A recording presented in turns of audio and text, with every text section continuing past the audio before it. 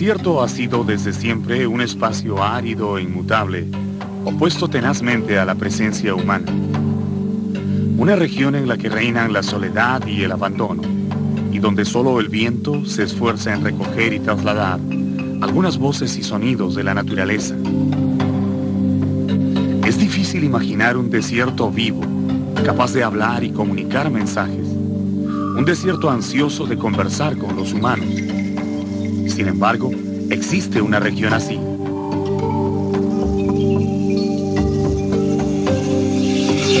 Un lugar único en el mundo, donde las pampas inhóspitas han guardado por miles de años el mensaje encriptado de una civilización antigua, que al parecer quiso prolongar su existencia más allá del tiempo y del espacio.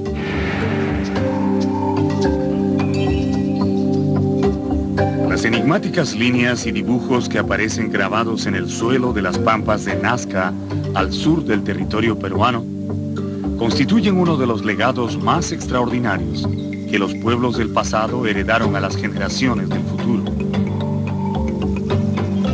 Allí, sobre el árido terreno que el sol no se cansa de secar, aparecen enormes dibujos geométricos que apuntan a los 4 puntos cardinales de la Tierra. Figuras de animales que alguna vez fueron sagrados, y dioses de apariencia humana, trazados cuidadosamente por la mano de un artista gigantesco, que utilizó el desierto como un lienzo para dejar un testimonio gráfico que solo es posible distinguir desde los cielos. Pero aun cuando su fama ha recorrido el mundo entero, todavía nadie ha logrado descifrar con exactitud cuál es el objetivo o el mensaje que encierran los gigantescos dibujos. ¿Fueron tal vez un calendario astronómico que repetía en el suelo lo que nuestros antepasados veían en las estrellas? ¿O quizás dibujos rituales destinados a atraer la atención de los dioses voladores? ¿Fueron parte de un sistema de regadío o solamente el divertimento de un pueblo que celebraba sus fiestas dibujando sobre la tierra? Nadie puede decirlo con seguridad. Lo que sí sabemos con total certeza es que estas líneas no se hubieran conservado ni habrían atraído la atención de la ciencia, de no ser por la agudeza y la paciencia de una mujer que desde el día en que las vio, decidió dedicar su vida entera a protegerlas y estudiar su contenido.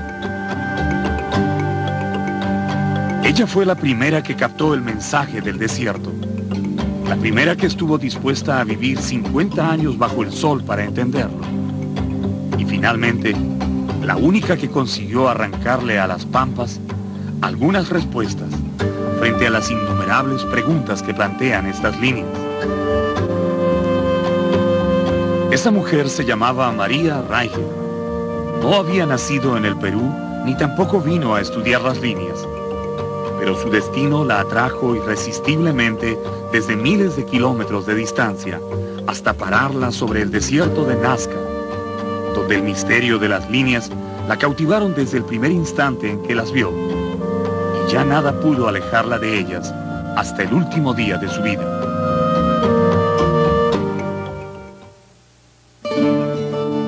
Una fría mañana del año 1932, bajo el opaco cielo del puerto del Callao, María Reiche pisó por primera vez suelo peruano. Ella era en aquel entonces una esbelta joven de 29 años recién llegada de Alemania, feliz de tocar tierra firme luego de 5 largas semanas de navegación desde los puertos europeos. Ella había sido escogida entre las 80 personas que respondieron a un aviso publicado en un diario alemán solicitando una profesora para los hijos del cónsul en el Perú. Sorprendida aún por su elección, se preguntaba si esta no sería acaso una primera señal que le ponía el destino, indicándole el camino que seguiría su vida en el futuro. María Reiche Gross-Neumann nació el 15 de mayo de 1903 en la pequeña ciudad de Dresden, considerada entonces la Florencia de Alemania, por su permanente actividad cultural y sus magníficos edificios de estilo barroco. La futura científica, junto con su hermana Renate, 3 años menor que ella, se crió en un hogar donde el constante aprendizaje de las ciencias y las artes eran estimuladas por su madre, Anna Elizabeth Newman, mujer de férreo carácter y sólida formación intelectual, que un día debió tomar las riendas del hogar tras la muerte en el año 1916 del juez Felix Reiche, el padre de María, cuya vida terminó en los campos de batalla de la Primera Guerra Mundial. Apasionada desde joven por el estudio de las ciencias exactas, María demostró una temprana vocación por las matemáticas y la astronomía, materias en las que destacó a su paso por la Universidad Técnica de Dresden, de donde egresó como maestra en el año de 1928. Para entonces dominaba casi a la perfección 4 idiomas y también contaba con una sólida cultura musical. Pero pocos sabían que desde muy niña se había sentido inmensamente atraída por ese lejano y misterioso país llamado el Perú. Comienza un día a revisar el atlas y ve el mapa del Perú, ¿no? Y pensó que quizás sería un país maravilloso para visitar, y lo encontraba pues exótico y lleno de riqueza cultural. Ahí yo creo que ella empieza a tener como un sueño, ¿no? De una esperanza de poder conocer algún día un país tan exótico como era pues cuando ella tenía 12 años, ¿no? Después de visitar Lima brevemente y antes de continuar su viaje hacia el Cusco, María aprovechó su breve paso por la capital para visitar una y otra vez el Museo Nacional de Arqueología, tratando de aprender todo lo posible acerca de las civilizaciones del antiguo Perú, que solo había conocido a través de sus libros de historia. Desbordante de curiosidad, la joven solía detenerse a contemplar durante interminables horas los dibujos y figuras geométricas que adornan los ceramios antiguos, como si estos fueran los signos de un lenguaje cifrado que ella pudiera interpretar de tanto observarlos. Cuando por fin viajó a la ciudad imperial, María fue recibida por el cónsul y de inmediato se hizo cargo de la instrucción de los niños. Entregada a su labor, no pasó mucho tiempo antes de que su ternura e inagotable paciencia le reservaran un lugar en el corazón de los pequeños. Cuentan que para hacer sus clases más didácticas y amenas, la joven maestra solía sacar a los chicos de los solemnes y sombríos salones de la residencia del diplomático y se los llevaba de paseo por el campo. Allí, en contacto directo con la naturaleza, profesora y alumnos descubrían juntos cómo el cambio de escenario estimulaba tremendamente las ganas de aprender y conocer todo lo que les rodeaba, sin tener que limitarse a lo que podían encontrar en los textos de enseñanza. Cuando terminaba su trabajo y los niños se iban a descansar, María solía realizar largas y solitarias caminatas por los campos del Cusco. Una inquietud inexplicable agitaba constantemente su espíritu, y entonces se preguntaba si acaso únicamente su labor como maestra la había llevado tan lejos de su patria, hasta este país antiguo y lleno de historia. Algo más tenía que haber, se imaginaba, aunque no pudiera precisar qué. Al finalizar su primer año como maestra particular, el contrato de María, que era por 2 años, quedó súbitamente cancelado por alguna razón que ella no comprendió en su momento. Años después, Clorinda Kaller, biógrafa y amiga de la científica alemana, sugeriría que el motivo por el cual María perdió su empleo fueron los celos de los severos padres, que se disgustaron al ver que sus niños escapaban de ellos y corrían siempre a refugiarse en los brazos de la dulce y comprensiva maestra. De nuevo en Lima, y a pesar de encontrarse completamente sola, decidió permanecer en el Perú en lugar de volver a su patria. Algo la retenía, sin saber qué era exactamente. Pero esa inquietud no le causaba mayor molestia de momento. Debía tener paciencia, pensaba, y continuar esperando, convencida de que la señal del destino, tarde o temprano, terminaría revelándose. Aquel entonces le escribió una carta a su madre en donde le decía: es posible que viva algunos años más en el completo anonimato, hasta que el destino me considere digna para asignarme la tarea que ha determinado para mí, aquella tarea para la cual he nacido. Yo creo que se trata de un trabajo específico, para el cual me estoy preparando inconscientemente, formándome y aprendiendo. Tú no debes de creer que me encuentro interiormente estática, solo porque no muestro que avanzo exteriormente. Mientras la espera continuaba, María consiguió un empleo como profesora de inglés en un colegio y empezó a hacerse conocida como maestra de idiomas y eficiente traductora.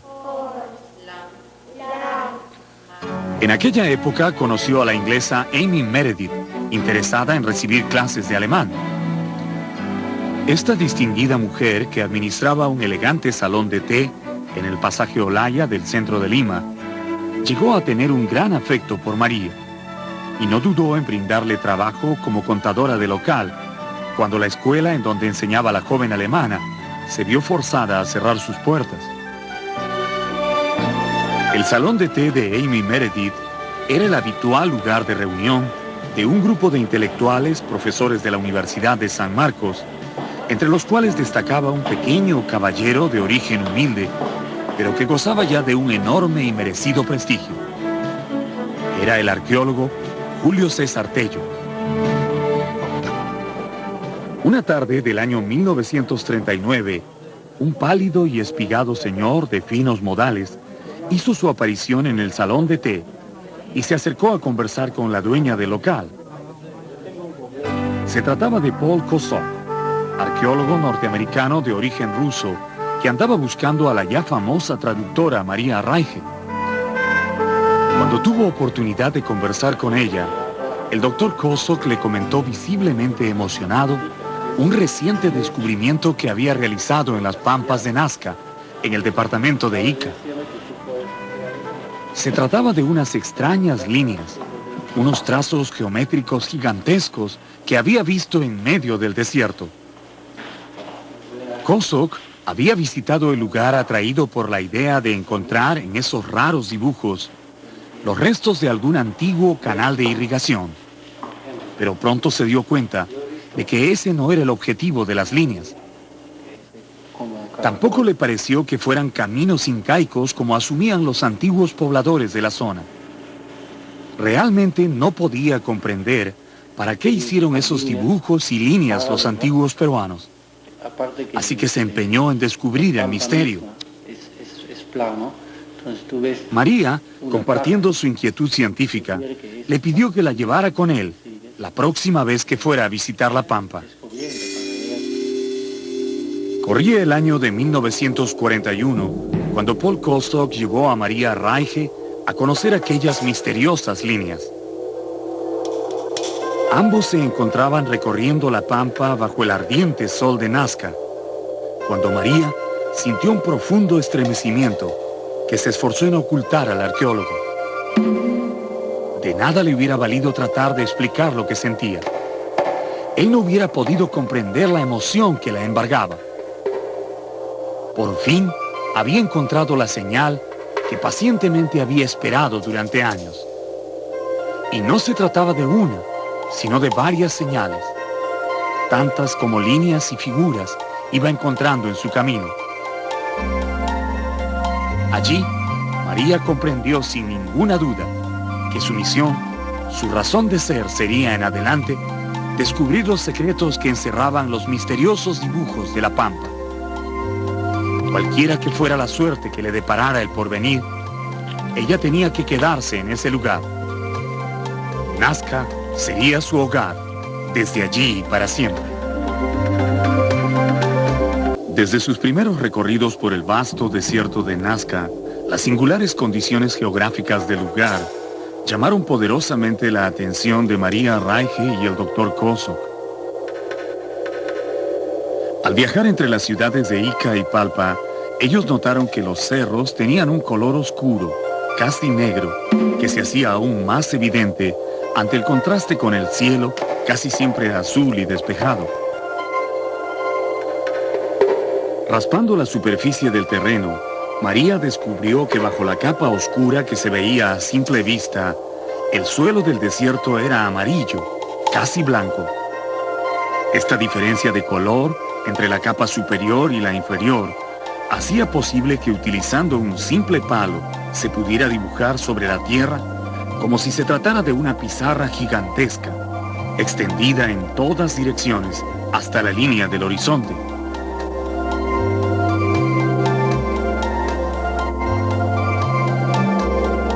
Tiempo después, los investigadores descubrirían que Nazca es una región excepcionalmente rica en fierro y que el color característico de los cerros y el suelo son resultado de la oxidación del mineral al contacto con el aire.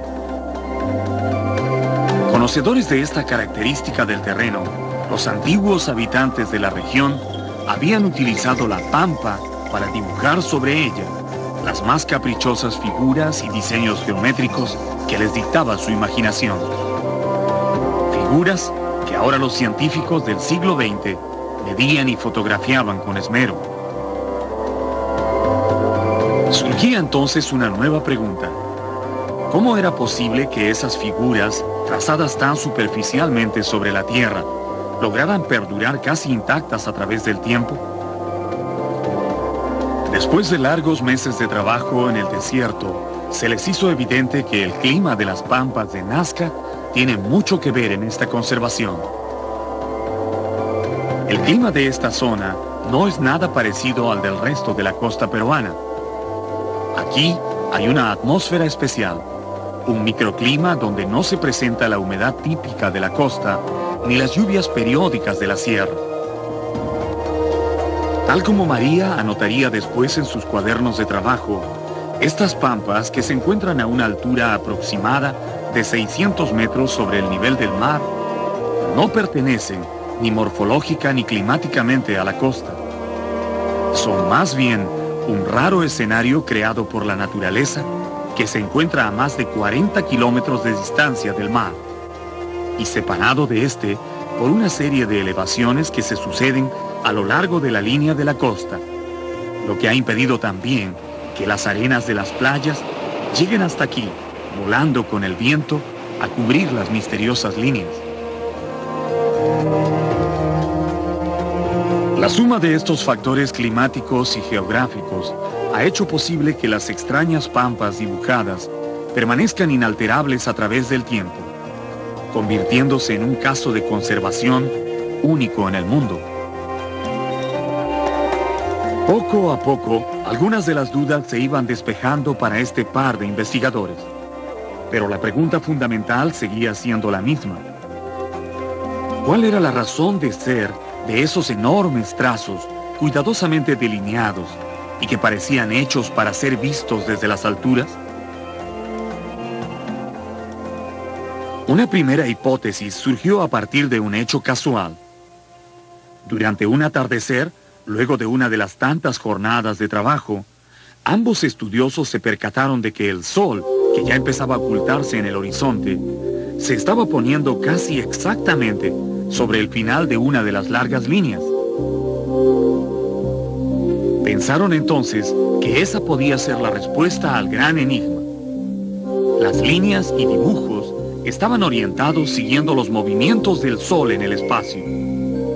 Y el arqueólogo comentó emocionado que ese era un importante indicio de que los antiguos pobladores de Nazca manejaban complejos conceptos de astronomía y que el trazo de las demás figuras no estaría entonces gobernado por el azar, sino por un riguroso orden cósmico.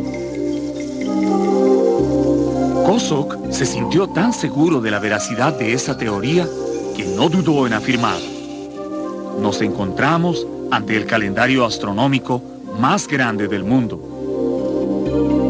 Pero aun si estaba en lo cierto, ¿cómo debía leerse ese complejo y misterioso libro abierto que era la Pampa? En adelante, ambos se esforzarían en buscar silenciosa y obstinadamente la respuesta a esa monumental pregunta, que que no resultó tan sencilla de contestar como habían creído en un principio. Poco tiempo después, el arqueólogo norteamericano se alejó de Nazca, dejando a María Reige sola con todo el trabajo y con miles de hipótesis girando febrilmente en su imaginación. Las líneas de Nazca se habían convertido en una pasión de su vida. Parecía como si los dioses de la pampa la hubieran hecho cautiva y quisieran entablar con ella un diálogo que estaban esperando desde siglos. Tanto en aquella época como en nuestros tiempos, resulta difícil imaginar que una mujer joven y atractiva como María, dueña además de un notable grado de instrucción, aceptara voluntariamente y sin amilanarse las durísimas condiciones que le imponían sus trabajos de investigación. Apenas si hacía un alto en su fatigante jornada para comer algunos pocos alimentos que sostenían su delgado cuerpo. Un frasco con agua de chancaca y algo de fruta eran sus provisiones favoritas. Y por increíble que parezca, eso era todo lo que comía en el día. En parte por no perder las horas de estudio y en parte porque eso era lo único que podía pagarse con su pequeño sueldo de maestra. Tan pronto salía el sol sobre las pampas, la obstinada científica retomaba sus duras faenas, como si fuera lo más natural del mundo, dormir y trabajar sobre el desierto, alejada por completo de la gente y del ruido de las ciudades.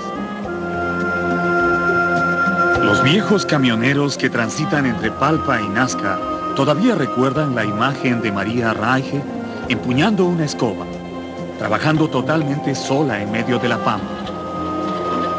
¿Cuántos lugareños se habrán preguntado entonces, ¿qué hace esa gringa loca barriendo la pampa? Para la gente sencilla de los pueblos del desierto, era difícil comprender cómo podía una mujer imponerse un trabajo tan extenuante en un lugar donde aparentemente no había nada valioso o interesante para ver. Enterada de sus difíciles condiciones de trabajo, Renate, la hermana menor que vivía en Alemania, le envió dinero para que se comprara un automóvil. María adquirió entonces un económico Volkswagen y pronto el pequeño vehículo se convirtió en una minúscula casa rodante, en donde la científica trabajaba, protegiéndose apenas del inclemente sol, con una sábana blanca puesta a la manera de un toldo.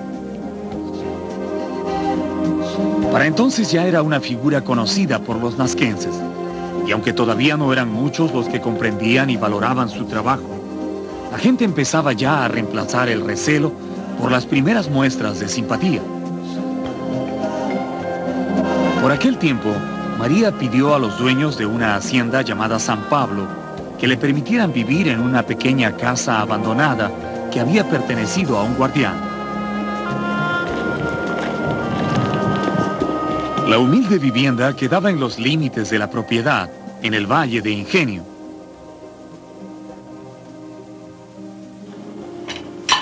No era más que un cuarto sucio, con piso de tierra, sin agua, sin baño y sin luz eléctrica.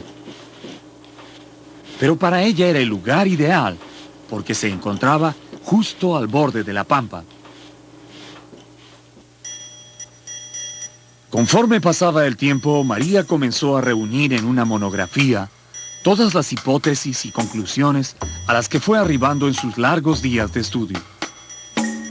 Años después, profesores y alumnos de diversas universidades de Estados Unidos y Europa leerían con auténtico interés un pequeño volumen titulado El secreto de la pampa, y a través de sus textos, fotografías y diagramas, los intrigados lectores descubrirían todo el cautivante misterio que encerraban las líneas de un remoto lugar en el mundo llamado Nazca. Pero ninguno de ellos hubiera sospechado siquiera que el material de ese libro había sido trabajado en una mísera cabaña llena de ratones. Así como su autora tampoco podía imaginar que pronto su abnegada labor en las pampas iba a salir a la luz y que un día su nombre sería conocido por el mundo entero.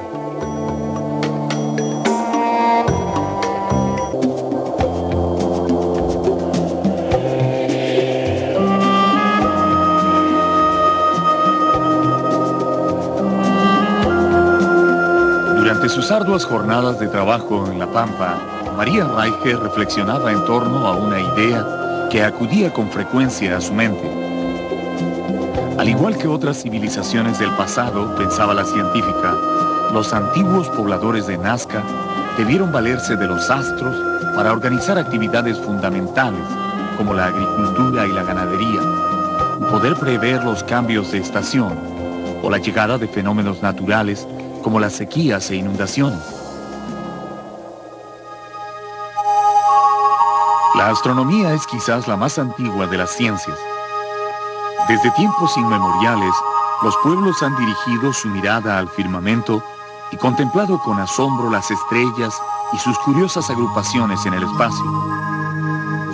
Pero luego de la contemplación, pasaron al estudio y empezaron a clasificarlas y darles nombre, imaginando con ellas las más diversas figuras de animales, seres humanos y personajes mitológicos entroncados con leyendas y costumbres locales. 550 años antes de Cristo, los babilonios trazaron el círculo del zodiaco, es decir, dibujaron un mapa del cielo y lo dividieron en 12 constelaciones o grupos de estrellas, cada una de las cuales recibió un nombre especial que perdura hasta nuestros días. Ese círculo sirvió de base para dividir al año en 12 meses y también dio lugar al nacimiento de una pseudociencia llamada astrología, que ha ganado mucha popularidad, haciendo creer que los astros tienen influencia sobre la vida de la gente. Cuando observamos las estrellas en el cielo, la mayoría de las veces hace falta una gran dosis de imaginación para encontrar alguna remota semejanza entre las constelaciones y las figuras con las que se les relaciona. ¿Se parece esto en algo a una osa? ¿O puede usted distinguir aquí la figura de un toro? Realmente todo está en la fantasía de las personas, pero aún así, las constelaciones fueron de suma utilidad para los viajeros y navegantes del pasado, que ubicándolas en el cielo, pudieron orientarse y encontrar su camino en los mares y océanos de la Tierra. En el hemisferio norte, la Osa Mayor fue durante siglos la guía inseparable de los marinos. Y en el sur, las brillantes estrellas de la Cruz del Sur marcaban con exactitud la ruta de los viajeros. Si lo hicieron otros pueblos en la historia del mundo, reflexionaba María Reiche, ¿no sería posible también que los antiguos pobladores de Nazca estudiaran el firmamento y se prepararan para los acontecimientos que estaban por venir?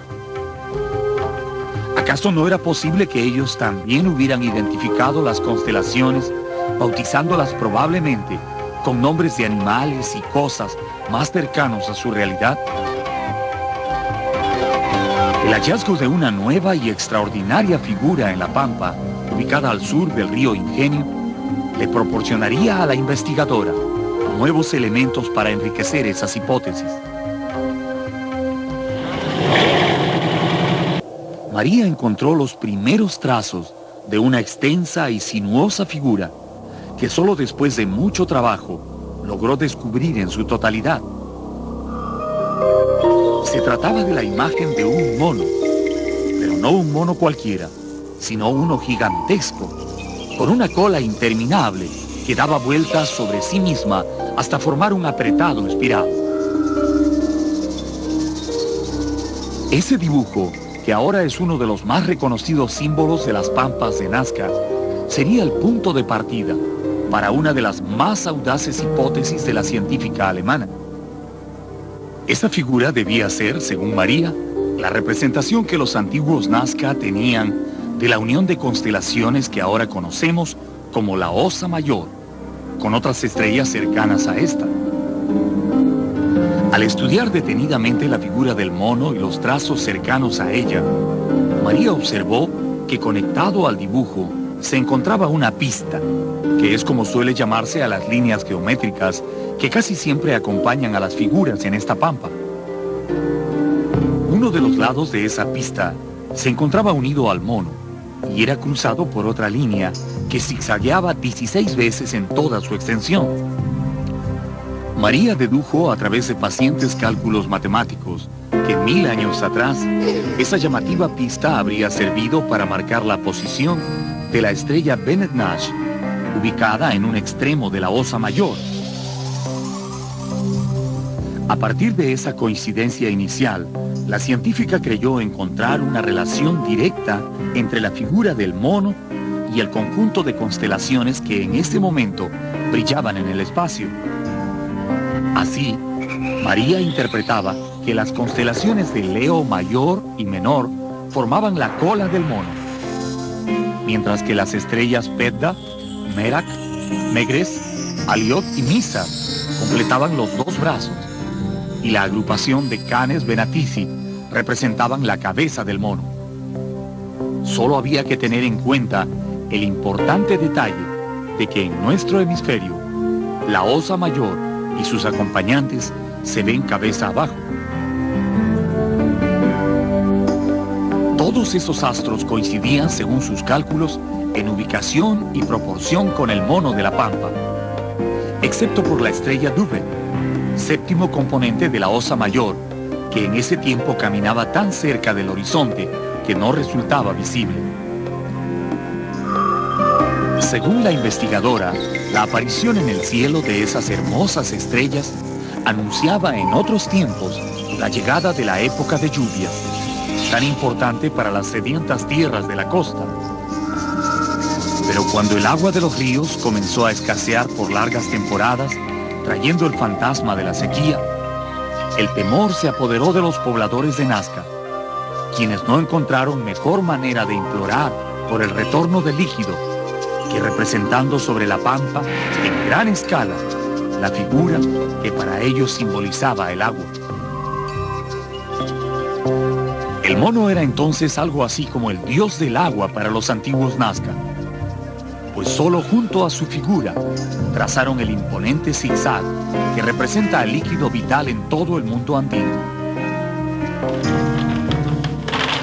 Pero todas estas teorías, cuya explicación detallada requería de complejos cálculos matemáticos y sólidos conocimientos de astronomía, resultaban de difícil comprensión para el común de la gente.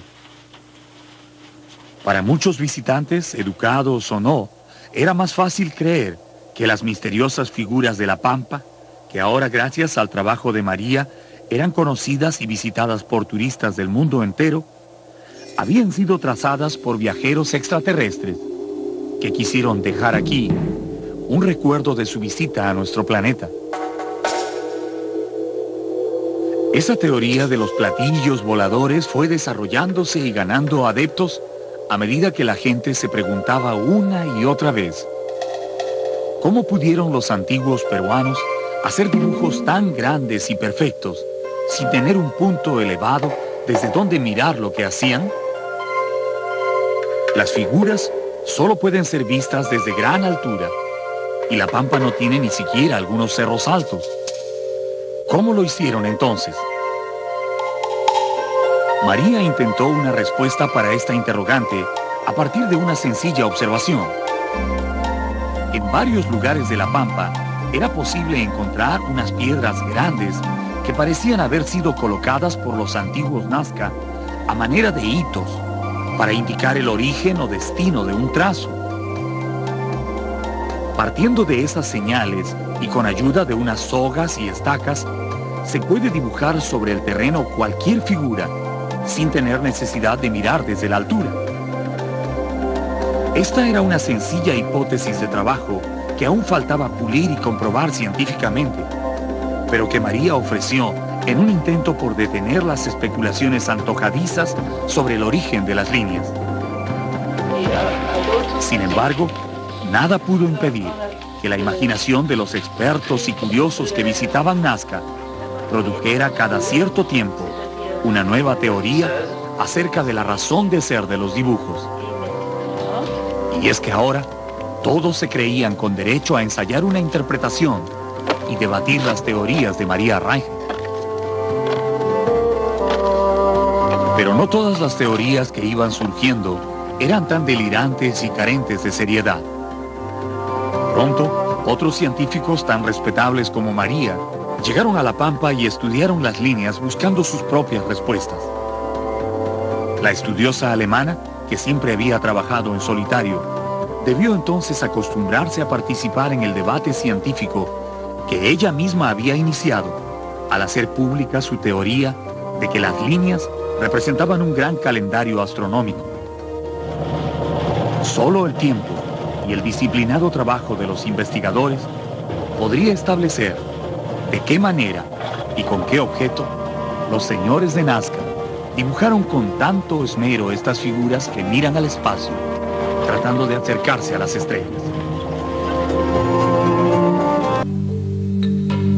Cuando María Reige propuso que la figura del mono representaba a una divinidad cósmica, a quien los antiguos nazquenses imploraban por la llegada del agua, se aproximó, tal vez sin proponérselo, a las ideas de otra importante investigadora del pasado peruano, que también estaba interesada en el estudio de los nazcas. Ella es la doctora María Rostorowski, quien ha sugerido que las líneas y figuras del desierto de Nazca no fueron hechas con un propósito científico, sino más bien con una motivación religiosa. Según ella, aquí no hay nada de matemático ni astronómico, sino más bien una clara muestra de las creencias y ritos mágico-religiosos de los antiguos habitantes de la zona. ¿Para qué querían los nazquenses o los paracas? Porque yo creo que también eso remonta a tiempos anteriores. ¿Para qué querían un calendario complicado que ahora los investigadores todavía no entienden cómo funcionaba? Menos podrían hacerlo gente del siglo III. Hay que pensar y ponerse en la época y no solamente juzgar las cosas bajo el punto de vista actual y moderno. De acuerdo a sus propias investigaciones, la doctora Rostorowski llegó a la conclusión de que si bien las figuras de la Pampa habían sido hechas para ser vistas desde las alturas, no era precisamente para halagar a las estrellas del firmamento, sino más bien para rendir homenaje a un dios volador, un dios temido y respetado por los pueblos del desierto. Según una antigua leyenda recogida por la historiadora, hace muchos años llegó a las tierras de Nazca un misterioso ser alado, luminoso y carente de huesos, llamado Kong. Se trataba de un poderoso dios, capaz de levantar montañas, cambiar el curso de los ríos y hacer producir deliciosos frutos en las tierras más eriazas. Kong transformó al desierto en un verde valle y lo pobló de hombres y mujeres que vivían en la abundancia. Pero los felices y despreocupados pobladores de Nazca se entusiasmaron tanto con la vida fácil que olvidaron rendirle culto al generoso dios volador, quien enfurecido los castigó convirtiendo la tierra fértil en árido desierto, dejando apenas unos cuantos ríos miserables que periódicamente se secaban, condenando a la muerte a los habitantes de la tierra. Atormentados por la sed y mirando cómo sus cultivos se perdían irremediablemente, los pobladores de Nazca decidieron un día implorar el perdón de Kong, pero en lugar de construirle altares o templos, decidieron dibujar en la inmensidad de la Pampa figuras místicas que fueran de su agrado y que él pudiera apreciar cuando descendía volando entre las nubes. Tal vez así, recibiendo esa ofrenda artística de los hombres, el dios soltaría las lluvias para beneficio de las tierras. Entonces este dios, por el mismo hecho de la leyenda que suprimió el agua, era también el dios que daba el agua. ¿Y qué cosa es lo más importante para los costeños? Es tener acceso al líquido elemento, porque sin agua las tierras costeñas no valen nada. Entonces lo que se trataba es de hacer festejos y de saber cuándo iba a venir ese dios volador. De acuerdo con esa vieja leyenda recogida por María Rostorowski, cada año, cuando el dios volador surcaba los cielos de Nazca, el pueblo se reunía alrededor de las figuras para darle la bienvenida. Al parecer, Los corredores y plazoletas formados por los trazos geométricos servían para indicar al dios Con los lugares en donde se reunían las diferentes clases sociales, los militares, los sacerdotes y el pueblo llano, debidamente organizados y dispuestos todos a rendirle pleitesía. Según la historiadora, es probable también que la multiplicación de las líneas y la sobreimpresión de unos trazos sobre otros ya existentes sean un reflejo del paso del tiempo y de la aparición de nuevos ayllus o familias que querían distinguir a su grupo de los demás y ser reconocidos por la divinidad a su paso por los aires. Con esta hipótesis, la doctora Rostorowski se aleja por completo de la interpretación astronómica planteada por María Reiche, sin por eso dejar de reconocer los méritos de la científica alemana, que fue la primera persona dispuesta a trabajar en serio para develar el misterio del origen de las líneas. Primero las ha dado a conocer mundialmente, después las ha protegido, ha pasado su vida protegiendo, investigando. Es muy meritorio, pero yo creo que estaba equivocada. Además, científicamente hay todo el derecho de presentar distintas teorías. Es justamente la parte no científica, no presentar teorías. Las teorías siempre se pueden presentar, allá de encontrarlas exactas o equivocadas. Pero ninguna interpretación, por seria y documentada que fuera, logró hacer que María Reiche cambiara de parecer. Esos niños son calendarios astronómicos. Ella continuó creyendo firmemente que las líneas y figuras representaban un gran calendario astronómico orientado por las estrellas, y defendió tenazmente esa teoría con la autoridad que le daban sus largos años sobre el desierto. Posteriormente, otros investigadores llegaron a la conclusión de que las líneas se hicieron probablemente para señalar las fuentes de agua subterránea que hay en el desierto, porque efectivamente algunas apuntan directamente a pozos de agua.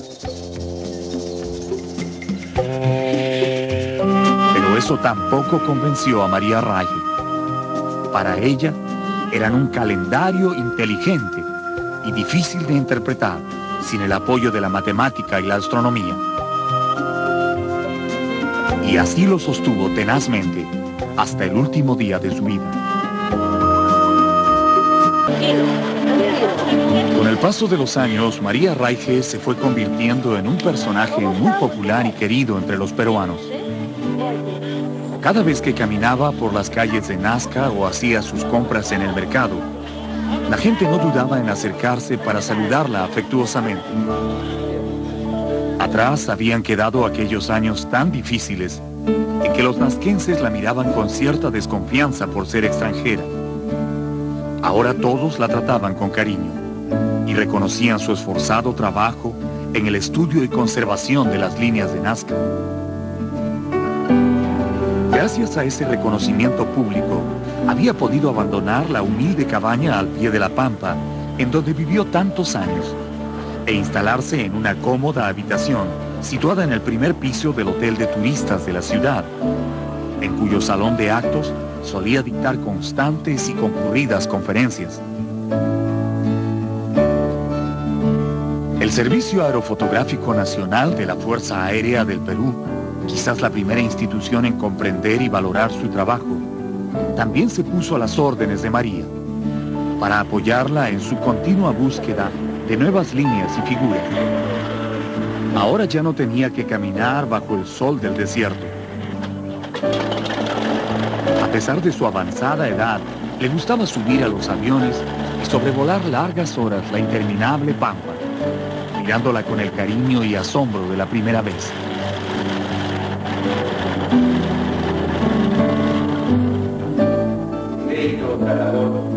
Las más importantes instituciones culturales del Perú y el mundo le rendían también constantes homenajes valorando su labor.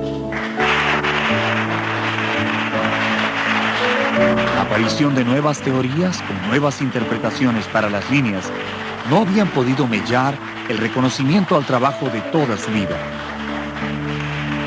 Pero los halagos y honores que recibió nunca lograron distraer su atención, entregada totalmente al estudio y la difusión de sus experiencias. A donde quiera que iba, María siempre trataba de acercarse a los jóvenes, hablándoles con gran pasión del legado cultural que representaban los dibujos de Nazca. Entregada por completo a su trabajo, María Reige jamás se casó ni tuvo hijos. Pero afortunadamente no tuvo una vejez solitaria. Renate, su querida hermana menor, llegó de Alemania para compartir con ella el tramo final de sus vidas. Hoy en día, pocos saben hasta qué punto las investigaciones de la científica alemana fueron posibles gracias al silencioso y desinteresado aporte de su hermana. Desde los primeros años, Renate, médico de profesión, había, entre otras cosas, financiado la publicación de sus libros, contribuido a pagar a los guardianes que cuidaban las líneas, y fue ella también quien financió en gran parte la construcción del mirador que hoy nos permite contemplar algunas de las figuras de la Pampa. Renate fue la compañera inseparable que hasta su muerte en el año 1995 se encargó de ayudar a María a sobrellevar los achaques de la vejez y la amargura que le produjo la progresiva pérdida de la vista. Ciega y afectada por el mal de Parkinson y otras dolencias, María tuvo que alejarse de sus queridas líneas de Nazca, instalándose en Lima, en la casa de Ana María Cogorno, otra fiel amiga y admiradora de su trabajo. Los pobladores de Nazca, que durante tantos años la habían visto recorrer incansablemente las solitarias pampas, habían llegado a creer que esta mujer era indestructible y que acaso los antiguos dioses de Nazca la habían elegido para que cuide de las líneas eternamente. Pero la muerte, que felizmente se demoró bastante en llegar, se presentó finalmente bajo la forma de un cáncer generalizado. La mañana del 8 de junio de 1998, María Reige falleció en una habitación del Hospital General de la Fuerza Aérea, alejándose de este mundo tan silenciosa y serenamente como había vivido.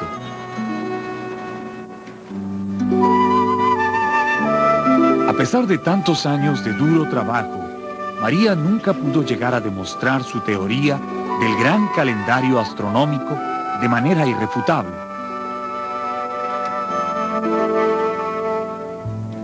Una vida no es suficiente para desentrañar un misterio que tiene siglos esperando. La dama de Nazca ha partido, pero su legado sigue viviendo entre los peruanos. Ella puso frente a nuestros ojos un enorme tesoro histórico del cual podemos sentirnos orgullosos ante el mundo. Pero el estudio todavía no ha terminado. El viento que sopla en el desierto, deslizándose encima de las gigantescas líneas, parece invitar a otros a continuar el trabajo que comenzó esa mujer irrepetible llamada María Reige.